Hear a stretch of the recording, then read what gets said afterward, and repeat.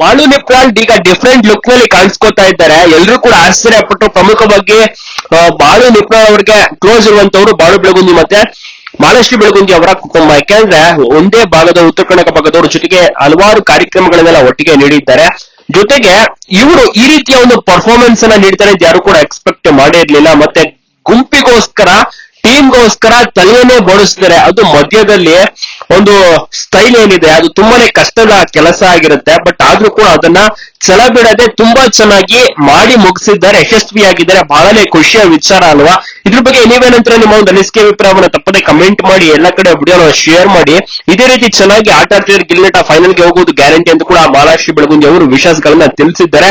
So ನೋಡೋಣ ಏನಾಗುತ್ತೆ. Final ಅಂತಿರಕ್ಕೆ ಇನ್ನೇನು ಬರ್ತಾ ಇದೆ, ಕೆಲವು ದಿವಸಗಳು ಬಾಕಿ ಅಷ್ಟೇ. ಇನ್ನ ಒಂದು ತಿಂಗಳು ಒಳಗೆ ಫೈನಲ್ಸ್ ಕೂಡ ಮುಗಿದೋಗುತ್ತೆ. ಸೊ ನೋಡೋಣ ಯಾರು ವಿಜಯಶಾಲಿ ಆಗ್ತಾರೆ, ಫಿನಾಲೆ ಮೆಟ್ಲು ಹಚ್ತಾರ, ಮಾಳು ನಿಪ್ರಾಲ್ ಅವರು ಏನ್ ಕಥೆ ಆಗ್ಬೋದು ಅಂತ ತಪ್ಪದೆ ನಿಮ್ಮ ಅನಿಸಿಕೆ ಅಭಿಪ್ರಾಯವನ್ನ ಕಮೆಂಟ್ ಮಾಡಿ, ಎಲ್ಲ ಕಡೆ ವಿಡಿಯೋನ ಶೇರ್ ಮಾಡ್ತೀನಿ. ನಮ್ಮ ಹತ್ರ ಮರಿಬೇಡಿ.